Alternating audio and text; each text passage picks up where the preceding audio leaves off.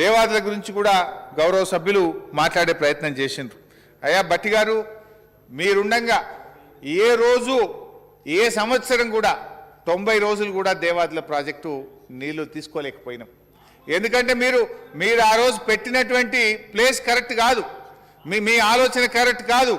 మీ హయాంలో 90 రోజుల కంటే నీటిపారుదల శాఖ మంత్రి గారు వరంగల్ జిల్లా నుంచి ఉన్న 90 రోజులు కూడా దేవాదుల నీళ్లు వాడుకోలేకపోయినాం. కానీ మేము సమ్మక్క సారక్క బ్యారేజ్ కట్టిన తర్వాత 365 రోజులు వరంగల్ జిల్లాకు దేవాదుల నీళ్లు అందిస్తూనే ఉన్నాం. అప్పటి ఉమ్మడి వరంగల్ జిల్లాలోని చిట్ట చివరి ప్రాంతమైనటువంటి చేరియాల ప్రాంతానికి, మద్దూరు ప్రాంతానికి, కొమరెల్లి ప్రాంతానికి, బచ్చన్నపేట లాంటి ప్రాంతానికి, జనగాముకు, అటు పాలకుర్తికి, ప్రతి ప్రాంతానికి కూడా ఇలా 365 రోజులు దేవాదుల నీళ్లు తెచ్చి అద్భుతంగా వరంగల్ జిల్లాను ఇలా సస్యశ్యామలం చేస్తూ 2 పంటలకు కూడా నీరు అందిస్తా ఉన్నామని మీ ద్వారా గౌరవ సభ్యులకు తెలియజేస్తున్నారు అధ్యక్ష. ఇకపోతే దిండి విషయంలో మరి మీరు ఎక్కడి నుంచి నీళ్ళు ఇస్తారు, ఫైనల్ చేసిందా లేదా అనేటువంటి విషయం కూడా అడిగే ప్రయత్నం చేసిండ్రు. వట్టెం రిజర్వాయర్ నుంచి, పాలమూరు ఎత్తిపోతల పథకంలో భాగంగా ఉన్న వట్టెం రిజర్వాయర్ నుంచి దిండి ప్రాజెక్టుకు నీళ్లు డ్రా చేయాలని చెప్పి ప్రభుత్వం నిర్ణయించింది. దానికి అనుగుణంగా మేము ఇవాళ సెంట్రల్ వాటర్ కమిషన్కు మా పాలమూరు ఎత్తిపోతల పథకం డిపిఆర్ సబ్మిట్ చేసినాం. ఒకసారి అనుమతులు వస్తే ఆ పనులు ప్రారంభించడం జరుగుతుందని మీ ద్వారా గౌరవ సభ్యులకు తెలియజేస్తా ఉన్నా అధ్యక్ష. ఇకపోతే చిన్న కాళేశ్వరం గురించి కూడా గౌరవ సభ్యులు మా శ్రీధర్ బాబు గారు కూడా అడుగుతూ ఉంటారు. వారు కూడా చాలా కన్సర్న్ ఎక్స్ప్రెస్ చేస్తూ ఉంటారు. మీరు కూడా దాని విషయం మాట్లాడినరు. అయితే ఆ ప్రాజెక్టుకు అప్పటి కాంగ్రెస్ ప్రభుత్వ హయాంలో మీరు టీఏసీ క్లియరెన్స్ అంటే ఆ ప్రాజెక్టుకు అనుమతులు తేలేకపోయినారు. ఇవాళ ఈ ప్రభుత్వం వచ్చినాకనే అటవీ అనుమతులు కానీ, ఎన్విరాన్మెంట్ క్లియరెన్స్ కానీ, సిడబ్ల్యూసీ క్లియరెన్స్ కానీ, టీఏసీ క్లియరెన్స్ కానీ అన్ని అనుమతులు కూడా మేము సాధించడం జరిగింది. తప్పకుండా దాని మీద డ్రైవ్ పెట్టి ల్యాండ్ ఎక్విజేషన్కు కొంచెం శ్రీధర్ బాబు గారు కూడా రైతులతో మాట్లాడి అక్కడ సహకరించి, ఎందుకంటే మా కోర్టు కేసులు విపరీతంగా పడుతున్నాయి కనుక మీరు తీసుకొచ్చినటువంటి 2013 ల్యాండ్ ఎక్విజేషన్ యాక్ట్ కిందనే ఇవాళ ప్రభుత్వం ల్యాండ్ ఎక్విజేషన్ చేయాలని డిసైడ్ అయింది.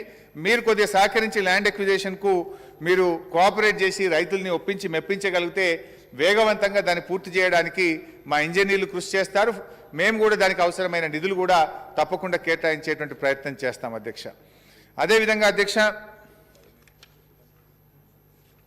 ఐడీసీ లిఫ్ట్లు పనిచేయడం లేదని ఓ స్వీపింగ్ రిమార్క్స్ భట్టి గారు చేసిండ్రు. అయితే అధ్యక్ష, ఐడీసీ ఇలా అద్భుతంగా పనిచేస్తుంది.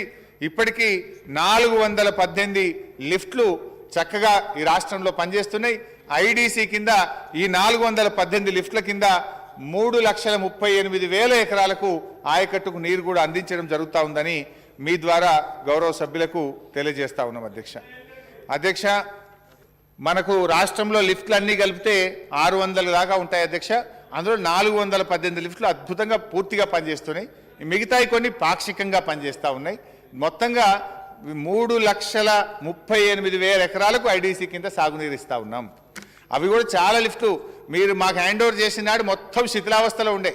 ఈ ప్రభుత్వం వచ్చినాకనే వాటి బూజు దులిపి, దుమ్ము దులిపి, వాటికి నిధులు కేటాయించి అన్ని లిఫ్ట్లను కూడా మరమ్మతు చేసి ఇలా ఫంక్షనల్ చేసినాం కనుకనే 3,38,000 ఎకరాలకు ఇలా నీరంతా ఉంది అధ్యక్ష. ఇకపోతే అధ్యక్ష, మా భట్టి గారు ఇందాక కూడా మాట్లాడితే నేను కరెక్షన్ చేసే ప్రయత్నం చేసిన అధ్యక్ష. వీళ్ళకి ఏంటంటే అధ్యక్ష, ఒక ఉపద్రవం లాంటిది ప్రకృతి వైపరీత్యం సంభవిస్తే దాన్ని రాజకీయంగా వాడుకునే ప్రయత్నం చేసిండ్రు. గోదావరి నది చరిత్రలో అత్యధిక ఫ్లడ్స్ ఎప్పుడు వచ్చినాయి అంటే 1986 సంవత్సరంలో వచ్చినాయి.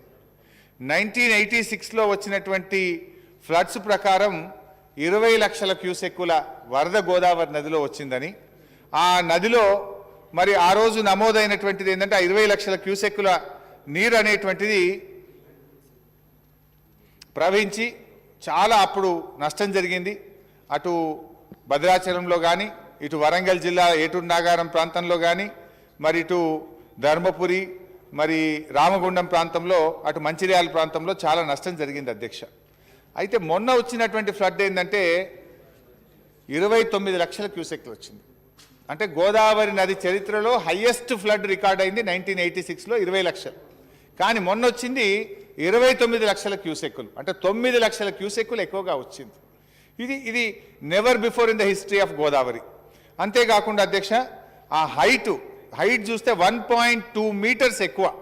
ఇప్పుడు గతంలో వచ్చినటువంటిది 1986లో 107.5 మీటర్లు గోదావరి నది ప్రవహిస్తే మొన్న వచ్చినటువంటిది 108.20 మీటర్లు. అంటే ఒక 1.2 మీటర్స్ ఫ్లడ్ యొక్క హైట్ ఎక్కువ, 9 లక్షల క్యూసెక్కుల ఫ్లడ్ ఎక్కువ. ఇలాంటి ఒక ప్రకృతి వైపరీత్యం సంభవిస్తే దాన్ని మీరు ఏంటంటే ఇంకా కాళేశ్వరం మునిగిపోయిందని మొత్తంగా ఇంకా నీళ్లు రానే రావని చెప్పి మీరు నానా రభస సృష్టించేటువంటి ప్రయత్నం చేసినారు. బయట ప్రజల్లో అనుమానాలు కలిగించే ప్రయత్నం చేసిండ్రు. ఇక అది మర్చిపోవాలని చెప్పి 1,00,000 కోట్ల రూపాయలు వృధా అయినాయని చెప్పేటువంటి ప్రయత్నం చేసిండ్రు. అందులో ఉన్నాయన్ని 3 బ్యారేజీలు, 16 జలాశయాలు, 21 పంప్ హౌజులు, 98 కిలోమీటర్ల డెలివరీ పైప్ లైన్లు, 203 కిలోమీటర్ల సొరంగాలు. అందులో 2 పంప్ హౌజులు, నది ఒడ్డున ఉండే 2 పంప్ హౌజుల్లో ప్రకృతి వైపరీత్యం సంభవించి చరిత్రలో లేనంత 29 లక్షల క్యూసెక్కుల వరద వచ్చి ఒక 2-3 గోడలు, 2-3 పంపులు మునిగిపోతే ప్రపంచమే మునిగిపోయిందని చెప్పి ఆనందపడిపోయింది. మీరు ఇట్లాంటి సంభవిస్తే రాష్ట్ర ప్రజలకు నష్టం జరిగిందని బాధపడాలి, కానీ మీరు సంకలు గుద్దుకునే విధంగా ఈ రాష్ట్రంలో బీజేపీ కాంగ్రెస్ పార్టీలు ప్రవర్తించినాయి.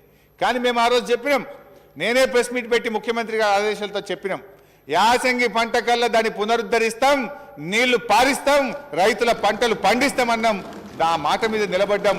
ఒక్క పైసా రాష్ట్ర ప్రభుత్వం ఖర్చు పెట్టకుండా ఆ కాళేశ్వరంలో జరిగిన ప్రకృతి వైపరీత్యాన్ని ఆ 2 పంప్ హౌజుల్లో ఏజెన్సీతోని వారంటీ పీరియడ్లో భాగంగా పనులు చేయించి ఇవాళ అన్ని పంపులు కూడా నడిపించినటువంటి చరిత్ర ఇవాళ మా ప్రభుత్వాన్ని. ఇది మా పారదర్శకత. కానీ మీరు అక్కడ పోయి ఏంటంటే ఈ తెలంగాణ బాగుపడద్దు, ఈ తెలంగాణ ప్రభుత్వానికి మంచి పేరు రావద్దు అనే ఒక దుష్టబుద్ధి మీకు. రైతులు బాగుపడితే మీకు ఇష్టం ఉండదు. ఆ రకంగా మీ యొక్క వ్యవహార శైలి ఈ రాష్ట్రంలో కొన్ని రాజకీయ పార్టీలై ఉండడం ఇది చాలా దురదృష్టకరం అధ్యక్ష.